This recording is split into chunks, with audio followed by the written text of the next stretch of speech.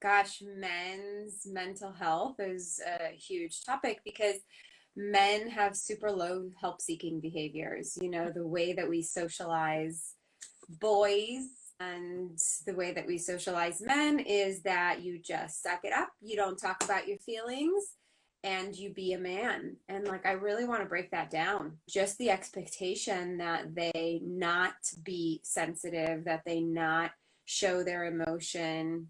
Don't you hear that around you? Watching my boys grow, it's made me super aware of all of the messages that they're getting in society and in our culture to, being a boy means being tougher. It means not crying. It means not talking about your feelings. It means not being transparent. It means not being sensitive.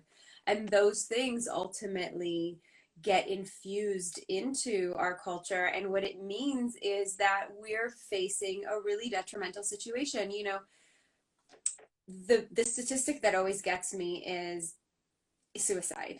Not only are men more prone to attempting suicide, but they use more lethal methods. And so they are much more likely to complete suicides. But we have this number, 6 million men every year are struggling with depression in America, just in the US, and not talking about it, so that we're ending up with all of these men that are at super high risk, not just for attempting suicide, but for completing suicide.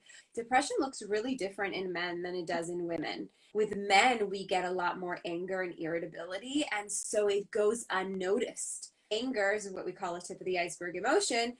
It's a lot safer for some people to show anger than it is to show pain and sadness. And so men are showing up in this way, but still feeling depressed. See, like the underpinnings are still the same. Like if you're struggling and your role is to be a provider in your life, and society expects you to be this provider, you expect it, your partner expects it, your children expect it. How do you give yourself that permission to struggle while you need to be functioning, while you need to be providing and taking care of your family? Like, how do you take care of yourself in that way when you need to be focused on providing a kind of financially stable place for your family? It's hard to shift off of that and to say, no, within that role of being a provider, I'm going to be this great provider, and the only way I can show up as a great provider is to also take care of me, because when I fall apart and I'm not doing well, then what kind of a provider can I really be? And how invested can I be in my career, in this business that I started, in my job that I have to, clock in and out of every day? So the two can, coexist. I had a great conversation with a guy who called me yesterday and said, okay, it's time, I want to start therapy. And I said, well, what led you to this decision? And he said, I've been toying with this for so long, and I finally just gave myself permission to take care of myself also. What am I afraid will happen?